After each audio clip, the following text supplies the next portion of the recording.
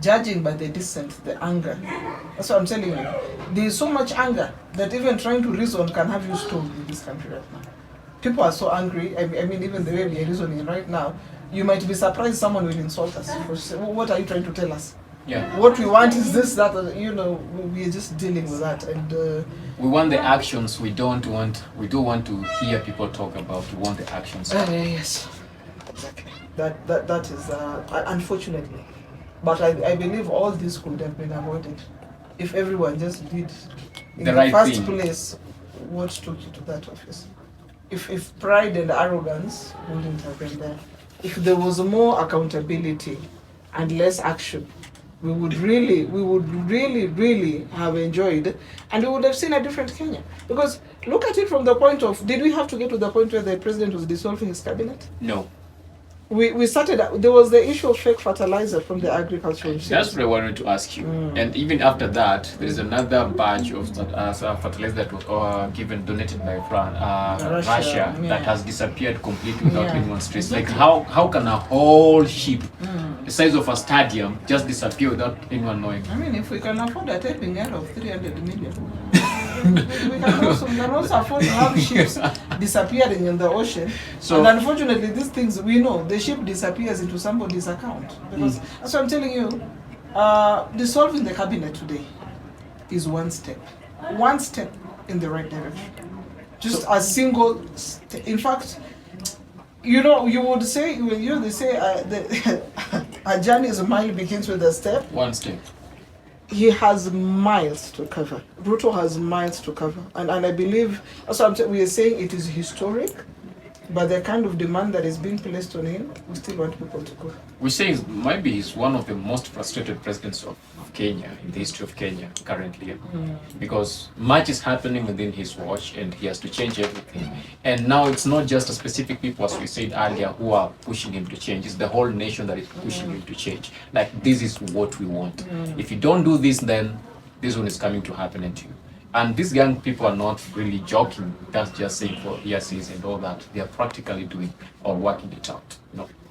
Well, it's very true. And, being sworn in, he said, I will uphold the Constitution and everything therein. And I believe if he upholds the Constitution to the letter, as is demanded, then right now, for Ruto, his cloth has been cut. There's no more favors, there's no more friendship. It is work. There's no two ways about it. If whether you remember our former President Uhuru at some point got to a level where he said, if you are corrupt, even if you're my friend and they come for you, don't call me to defend. Exactly. And he has gotten to the place where the rubber meets the road.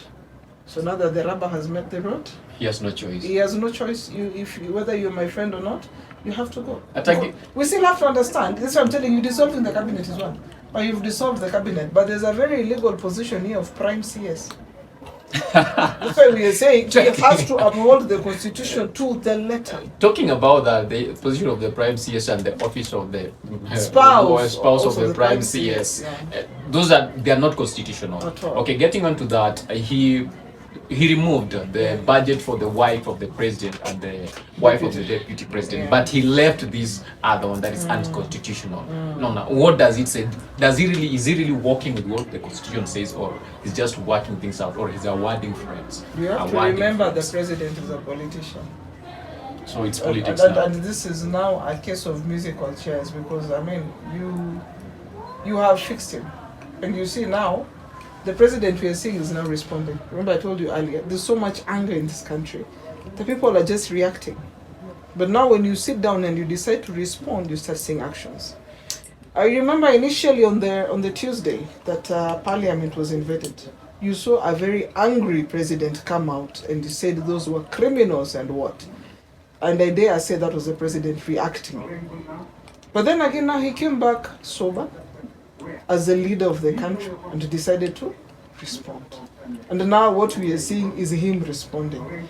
But we are saying, Mr. President, you still need to respond further. We need to see, you are the commander-in-chief, you understand? We need to see further action being taken. We need to see you pushing because the three arms of the government.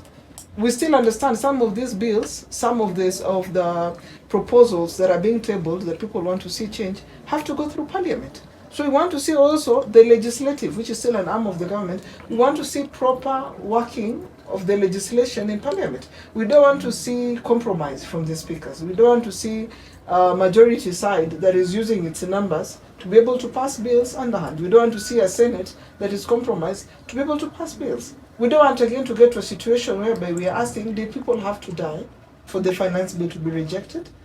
These politicians, these MPs and senators are representatives of the people. So if you can you imagine someone you've employed? You know, even the level of arrogance sometimes from those MPs can make you angry. How does someone employ you? And your employer tells you, I don't like this, and you tell them, do what you will. How arrogant can you be? So we see that it's a step in the right direction. I don't want to say it's a sigh of relief, but I mean, it's a step in the right direction. The president is now responding. We have seen the cabinet dissolved. Good. Now can we see arrests being made? Corrupt officials. It doesn't matter if that is from every institution. In Kenya, yes. Not just institution. You can even be a businessman. You cannot be an institution, but you could be the businessman who's trading with the institution and you bribe to be able to get what you did. So we want to see arrests being made. We want to see EACC not being toothless, because they've been called toothless for long enough. How can you be a bulldog and you're toothless? Please, show us your teeth. We want to see arrests being made. We want to see, so I'm telling you, the government has 3 branches. There's the legislative, there's the executive, and there's the judiciary. So him as the executive, he started acting. Now, can we see the judiciary acting? Can we see the legislative bit? Can we see a cohesion in terms of these 3 arms of the government working together? Because you see, what he has done today sends a message. I mean, at least it instills that fear, because there were people who up to today afternoon were busy bullying others. You know, I am a friend of so and so. I know so and so. Now today they will all be in traffic this evening. Yeah, we'll all. No more sirens. It will be very good to bring some of them in the malls. You know, yeah, and say, you take some photos. Yeah, welcome. This is how people normally feel out here. You know, so it's actually. It's actually good to see that these protests have yielded something, but it's also sad in the same breath, because 41 lives was so something to laugh at you. Because I mean, you look at all those Kenyans that were lost, all those lives, and young people, children. Is it worth it? It's not. Today you tell somebody this is Mama Rex, but where is Rex? Yes, you're calling her Mama Rex. Where is Rex? You look at a young man, Denzel Washington Omondi. His body was thrown in a quarry. How many quantity surveyors does Kenya have? And then you see such a young man, 24 years, was bound to graduate, kidnapped, tortured, and the next thing we find his body abandoned, dumped in a quarry. I mean, that alone should be able to anger you. And those are some of the things we're saying. Let the president act on those. Because these rogue elements now are just defacing the whole of Kenya. Today we might be in Kenya, all of us, and we are saying we need change. But can you imagine, once you leave this country, you're a brand ambassador of Kenya. How do you think Kenyans in the diaspora are feeling? When you want to tell somebody you are Kenyan and somebody will ask you, in your country I see people are abducted and thrown in quarries. How do you even market your country for tourism? Someone was mocking the Kenyans in diaspora yesterday when I was listening to this guy, and he was saying, the Kenyan in the diaspora are doing online protest. I know you understand what I'm talking about. Exactly. like to him, that online protest meant nothing. It's like you're wasting your time, guys, on the other end with your online protest and all that. But I think today he has felt the pain of the online protest. Yeah, he now understands. For the first time, a hashtag. I normally see things trending on X, and I'm like, this one, Kenya, 27,000. But I saw the hashtag trending to go to 1 million. It got to 2 million. Now, that is Kenyans being united. Because, I mean, we have athletes. Look at Faith Kipyegon. She sets a new record. Sure. It will be 14,000 tweets. People saying, thank you, champion. You're the GOAT, you're the what. But for once, people were united for a cause. And that unity, we're starting to see the birthing of the effects, into the cabinet has been dissolved. We are happy. Some of them were quite arrogant. Some of them spoke with their stance as if the role they had taken, they were doing us a favor. So you see now, one thing remains, that you were put there by the people, for the people. You were not put there to serve your people. It also kills the whole tribal narrative, madness that had gotten to some people, that if a leader is castigated, you come out and say, oh, defend your own. We are defending our people, If you're defending let him work for you then. Is he paid by the salary from your community? He's paid by taxpayers' money. And that's why I reiterate that it doesn't matter at what level or what generation it is you are not more Kenyan than any other. Kenya is for us all. It is ours, all of us. We are all taxed. Whether you have a job or not, the commodities and everything you purchase, you feel the pinch of the tax you pay. So today, there's no, the way you're saying the online protest, somebody is trying to put them down. No. Those people send the money back here. So if they are protesting online, they have a right to protest online. Because you send the money to your people. Your family. Exactly. And then again, it is still taxed. Why are these people you're taxed on the other end and their family still taxed on the same amount exactly of money. So exactly. It's not even double, triple taxation. Kenya is for us all. You are not Kenyan more than the other. It's for all of us. So the sort of entitlement that we had seen by some people, this is for us more. If you try to castigate somebody from their community, oh, you are attacking our person. No.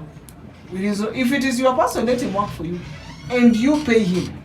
But if the person is being paid by taxpayers' money, honestly, we must hold you to account. There's something that happened with the SRC, not CRS. SRC suggested that all these guys, MP, should be added salary increment. And I saw most of them like, you're better to touch. You're better to touch. You're better to touch. Exactly. Yeah. No. What message is it sending to? Then what next after all this now? After the dissolving of the cabinet and all that, no. Sometimes I often look back and I say, had the finance bill been rejected by the president from the word go, would all these other issues have been highlighted? No. Would people really? This bill would just have been sneaked into parliament, and they would have. The only time these politicians are united is when it comes to passing bills to increase their salaries. You can never quite tell if this is, I don't know what party or what party. They speak with one voice. They're in unison. In fact, there's nothing like even when they ask nays, it's just for formality. But I've never had a nay when it comes to increment of their salaries. Nays only come when we are saying we want better accountability. Nays only come when the people who have elected a leader will say this person is corrupt and is taken to the Senate for impeachment. And evidence is tabled, and people still stand and say, nay. And the nays will have it. Nay, and 2 billion is missing. And the nays will have it. How do you say nay? 2 billion is missing. And so what do you go back and tell the people of that county? That they are all mad. They wait until 2027. Exactly. And the 2027 is in the hands of God. You can't keep telling, you can't speak about tomorrow when we have today. Can we fix today? Tomorrow is in the hands of God. Let's fix today. Let's deal with today. And that is where Kenya is. People are tired of promises. We are tired of being told tomorrow. Because even the tomorrow has become very uncertain. Even as we speak now, we just pray that somebody will not be touched by a spirit of wanting to hurt and abduct and say, you really had opinions. Yes, please come and tell us this opinion. Yeah. Exactly. And I think, just to take you back, it tells you why people were so angry right with him. Because he's the very person who fought for the Constitution. It gives us the freedom of speech. When people are going to the streets to picket, it's because it's Chapter 37 of the Constitution allows them that. You see somebody saying Article 37 allows me to picket. Article 1 and 2 still allows me all. Who are you? Who are you to come and question? And that's what again it takes me back. That why, the kind of feeling we were having was some sort of supremacy. It's like there were senior Kenyans and junior Kenyans. And so before you do anything, you have to ask for permission from the senior Kenyan to give you the junior Kenyan permission. And that is what this Gen Z protest came out to maintain address. Because yes, the finance bill has been rejected. But then again, people are awake to the fact that no. Yes, we're done with finance. But look at Nairobi County. Is Nairobi County clean? No. There's a governor who's collecting money. There are city council askaris who will just beat you. I mean, what gives you the right to beat Who are me? manhandling people Exactly. within the county. By the Exactly. way, yesterday night I was taking a matatu back to my place and I saw they came over, took the boiled maize of another young girl over there, and they just disappeared with it within the dark. They went, and I was asking myself, like, okay, what if it was the son to this woman and this man being subjected to such a treatment? Would this woman and this man be happy? Because they were people of age 40, 45 age, and I'm so sure at that age they have children of her age, and no one talks about it. It is, that's why I'm saying it's the abuse of office. It is the runaway corruption that has been normalized.